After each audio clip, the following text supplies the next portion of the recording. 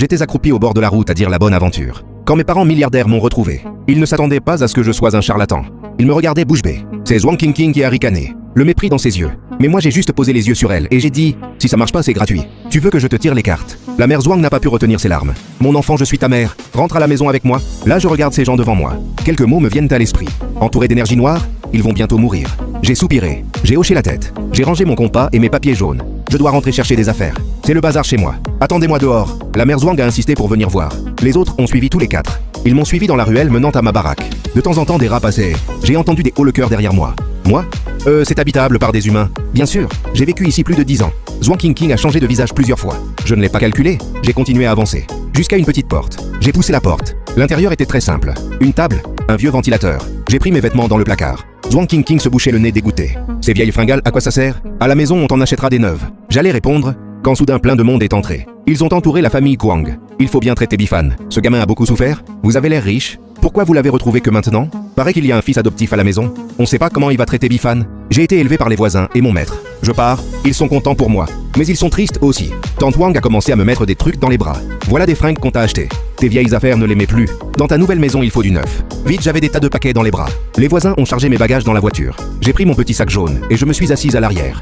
Tu ne vas pas ramener ces trucs de mauvais augure. Y a pas de place à la maison pour tes affaires? La mère Zhuang lui a donné une tape.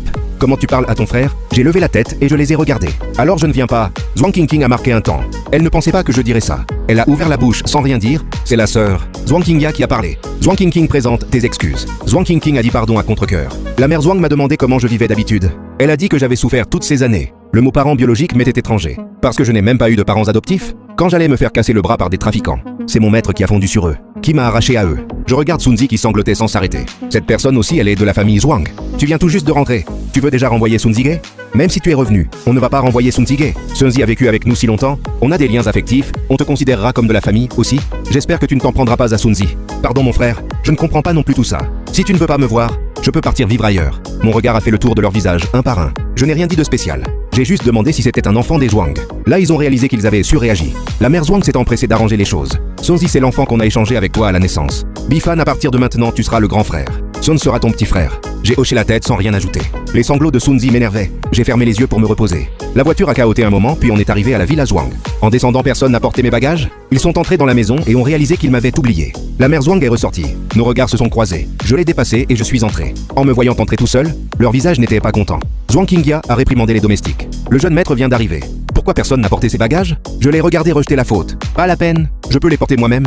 Bifan, ta chambre n'est pas encore prête. Tu devras te contenter du rez-de-chaussée. Eux trois, ils habitent au premier. Tu viens d'arriver et tu vises déjà l'étage. Sunz l'a vite retenu.